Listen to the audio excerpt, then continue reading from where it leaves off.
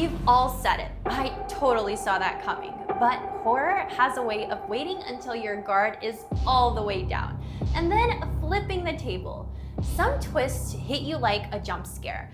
Others crawl into your brain, sit there, and make you replay the movie in your head all night. And then there is the one ending that still sparks debate between everyone who watched it to this day. Here are 15 horror endings you didn't see coming, even if you swear you did. Number 15, The Mist. The setup is already heartbreaking. A father, his young son, and a handful of survivors have fought their way out of a supermarket turned fortress. Inside, they face a different kind of monster. Fear, paranoia, and desperation tearing people apart. Outside, the world is unrecognizable. Everything is bathed in an oppressive white mist, thick enough to hide whatever else is moving out there. The sound design is haunting, a low, endless hum of wind, punctuated by distant roars and the occasional bone snap you hope is just your imagination.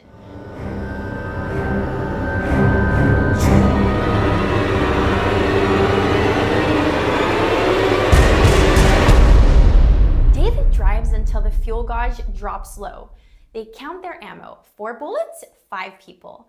The camera holds on David's trembling hands, his son asleep beside him, the others silent. There's no big debate, just a devastating, wordless understanding. We don't see the violence in detail. Frank Darabont keeps the camera on David's face as each shot rings out, muffled in the mist. When it's over, he scrambles out of the car, screaming, daring whatever is out there to take him to. And then headlights, not claws, not tentacles, the rumble of military trucks, soldiers in gas masks, flamethrowers torching the monsters back into the mist, survivors being escorted to safety. It's not just a crazy, shocking ending, it is also a crushing revelation of losing hope too soon. You're left replaying the what ifs in your head, and that's why this ending still wrecks people. 14, Saw. For the entire film, we've been with Dr. Lawrence Gordon and Adam chained in opposite corners of a filthy, tied bathroom. A dead man lies between them, his head blown open, a gun and a tape recorder nearby. The rules are laid out on grainy cassettes. Hurt the other man to survive. The movie keeps us focused on the game master, the mysterious Jigsaw who's supposedly watching from somewhere else. By the time the tension peaks, Lawrence has sawed through his own foot to escape, leaving Adam behind. Adam manages to kill the man who seemed to be his captor, and the relief is almost tangible, until the corpse in the middle of the room stands up. That sound, the slow scrape of metal as he pulls the door closed, is burned into horror history. Game over, darkness, and silence. It's not just the twist of Jigsaw being right there all along, it's the realization that he'd been breathing, listening, watching everything, completely unseen, and we never once suspected him. This was the moment that made Saw a phenomenon. Proof that the scariest person in the room might be the one you've already written off. Game over.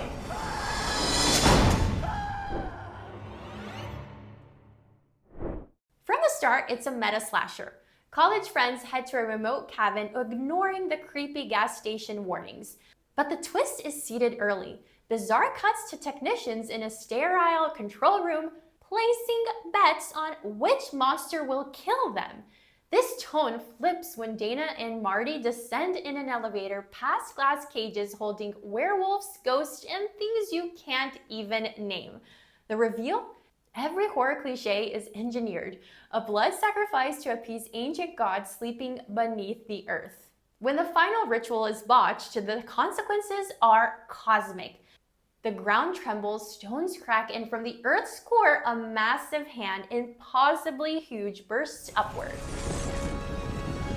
The last shot is pure apocalypse, a reminder that sometimes the happy ending is just the end. It's the rare payoff that makes you laugh and shiver at the same time because it pulls you outside the horror and lets you watch the genre itself implode. Number 12, Psycho. Alfred Hitchcock had already pulled one rug out from under us, killing off Marion Crane halfway through the movie. That alone would have been enough for most thrillers, but Psycho had another trick up its sleeve. As Lila creeps into the Bates house, the camera follows her into the basement. A rocking chair creaks in the shadows, a figure turned away. She reaches out and the body of Mrs. Bates, long dead and mummified, spins into view. Then Norman bursts in, dressed in his mother's clothes, a butcher knife in hand, screaming in her voice. The shock is doubled by the way Hitchcock shoots it. Rapid cuts, the harsh glare of the swinging bulb, the shrieking Bernard Herrmann score slicing into your nerves. It wasn't just a shocker, it rewrote the rules of thrillers and horrors, proving that the real monster could be hiding in plain sight, smiling behind a motel counter. Number 11, The Sixth Sense.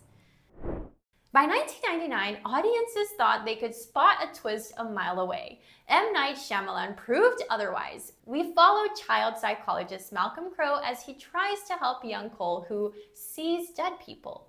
Every scene frames Malcolm as alive, talking to Cole's mom, sitting at the dinner table with his wife. The film wants you to believe it. Then, in the quiet of his home, Malcolm sees his own blood-stained shirt. His wife hasn't been ignoring him. She can't see him. He's been dead since the first scene. The emotional blow lands when the film replays earlier moments with new context. The restaurant scene where she never looks at him. The fact that no one else interacts with him. It's a magic trick that works because the misdirection is emotional, not just plot-based. This ending didn't just surprise audiences, it became cultural shorthand for a reveal you didn't see coming.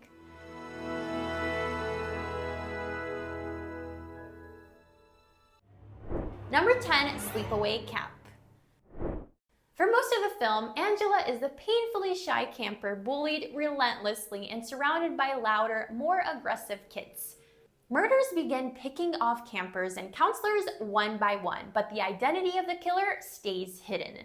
The ending is set up like your typical slasher unmasking. The police arrive, the killer is cornered, the flashlight beam cuts through the dark. But when Angela turns around, the image sears into your brain. She's completely naked, holding a severed head, mouth open in a guttural hiss that's a half-roar, half-animalistic snarl. The camera holds far too long on her face, frozen, teeth bared, and then the shock doubles when the film reveals Angela's true identity. She's actually Peter, the brother of the girl we thought she was forced into the identity after a family tragedy. The combination of the gender reveal, the savage kill, and the sound, it's why Sleepaway Camp still gets whispered about at horror conventions. Number 9, Friday the 13th. We go into Friday the 13th with a clear expectation. This is Jason Voorhees' movie, right? The hockey mask killer we all know, except that mask doesn't even appear in the first film. For most of the runtime, the killer's POV is hidden. We see their hands, their feet, but never their face. By the time Alice, the final girl, faces the killer, we're primed for Jason. Instead, it's Pamela Voorhees, his mother, smiling warmly one second and swinging a matchet the next. Her motive? Revenge for her drowned son Jason, blaming the neglectful counselors. She's charming and maternal one moment, then utterly unhinged the next, which makes her final confrontation with Alice even more brutal. And just when you think the shock is over, Alice drifting in a canoe at sunrise, Jason does appear, leaping from the lake in a nightmare fake-out ending. 2 shocks, 1 film. That's how you launch a franchise. Okay, let's settle this. What's the ultimate kind of horror twist? The one that makes you yell, "No way," in the theater, or the one that sneaks into your brain at 3 a.m. and refuses to leave?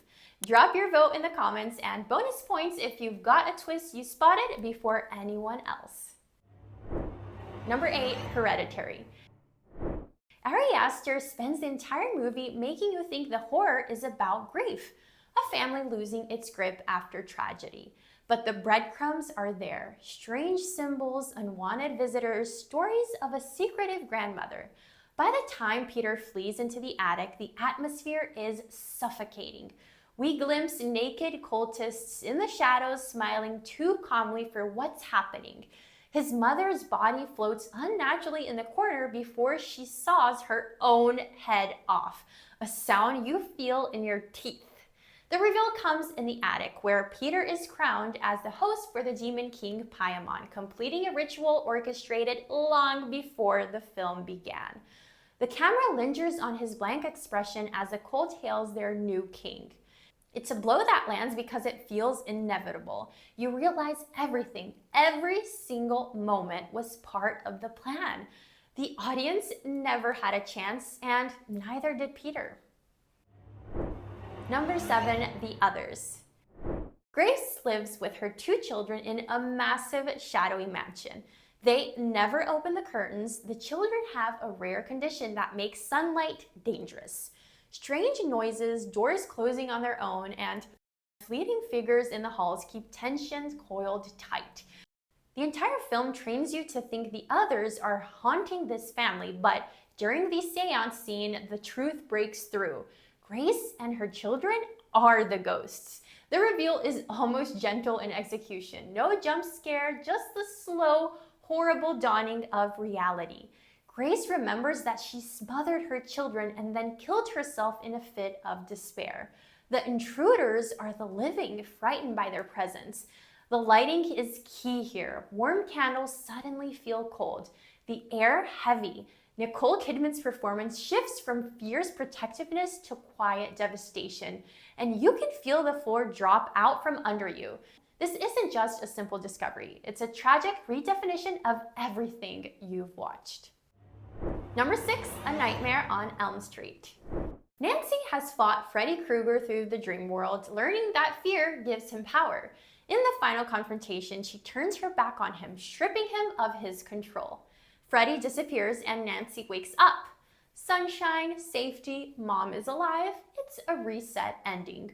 Or so it seems. She heads outside to meet her friends who are waiting in a convertible. Then the roof slams shut. It's red and green striped like Freddy's sweater, and the car speeds away on its own. The scene cuts to Nancy's mom waving goodbye, only for Freddy's gloved hand to smash through the door and yank her inside. The whiplash from relief to nightmare is pure Wes Craven, a reminder that the rules don't apply here. Even the happy ending is just another layer of the dream. Number 5, Paranormal Activity. The static bedroom camera is the film's signature. Most nights, small things happen. Doors creak, sheets move, faint thumps in the distance. But in the final sequence, Katie wakes in the middle of the night and simply stands over Micah, watching him sleep for hours. She finally walks out of the room. A scream echoes from downstairs. Micah bolts after her, and then silence. A beat later, his body is hurled violently at the camera, which crashes to the ground. Katie appears in the doorway, face twisted into something almost inhuman, blood at her mouth. She lunges at the lens and the screen cuts to black. It's a jump scare, yes, final punctuation for a film, but on slow burn dread. The horror isn't just what you saw, it's everything the camera didn't catch. Number 4, Orphan. When the Coleman family adopts 9-year-old Esther, she seems eccentric but polite, a little old-fashioned in her dresses and mannerisms. Soon, unsettling incidents pile up. Violent outbursts, manipulation, people around her ending up hurt or dead. The parents chalk it up to trauma from her past, until the truth surfaces.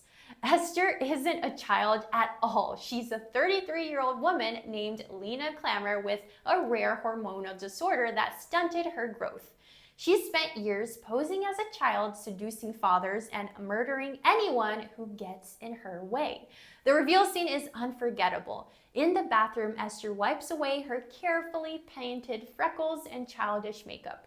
Her posture changes, her voice drops. The sweet, timid little girl vanishes, replaced by a calculating predator.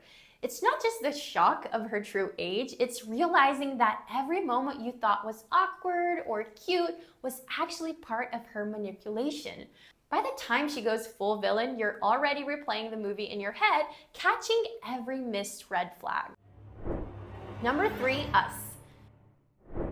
Jordan Peele's Us is already drenched in symbolism and unease. Adelaide and her family are attacked by their doppelgangers, eerie, silent versions of themselves called the Tethered. Adelaide's opposite, Red, is the only one who can speak, her voice broken and rasping. The final confrontation is a dance of mirrored movements, scored to a haunting remix of I Got 5 on It. Adelaide kills Red, rescues her son, and they drive away to safety. Then comes the final flashback.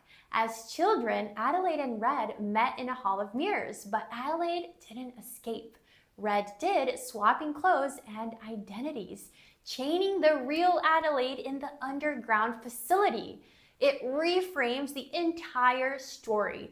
The hero we've been rooting for is actually the invader, and the villain was the original girl whose life was stolen. The quiet smile Adelaide gives her son at the end carries an entirely different weight once you know. Number 2, The Blair Witch Project. The found footage style means the audience only knows what the camera catches. By the end, Heather and Mike are stumbling through the woods convinced the Blair Witch is hunting them. They find an abandoned house, graffiti and handprints smeared across the walls. Mike runs ahead, screaming Heather's name. Her camera catches him in a corner facing the wall. The legend earlier in the film told us of a man who made his victims stand like that before killing them. There's no jump scare, no witch in sight, just Heather's panicked breathing, a sudden thud, and her camera crashing to the ground. The terror here is all in what you don't see. The final image, Mike, silent in the corner, sticks in your head, and the lack of resolution makes it worse. Your mind becomes the monster. Number 1, Carrie.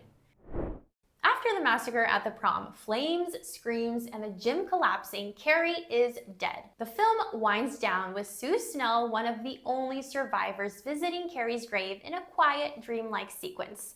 The sound design is muted, her footsteps crunching softly on gravel. She kneels to place flowers on the grave, her face a mask of guilt. The lighting is warm, the music soft, almost lulling you into a false sense of closure. And then it happens. Carrie's bloodied hand erupts from the ground, grabbing Sue's arm in a violent, jarring motion.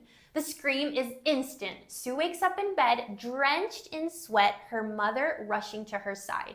It's the perfect horror sting, a jump scare that works even when you know it's coming, and a reminder that trauma doesn't end just because the credits roll. The best horror endings aren't just about the scare, they're about turning the whole story upside down in the final seconds.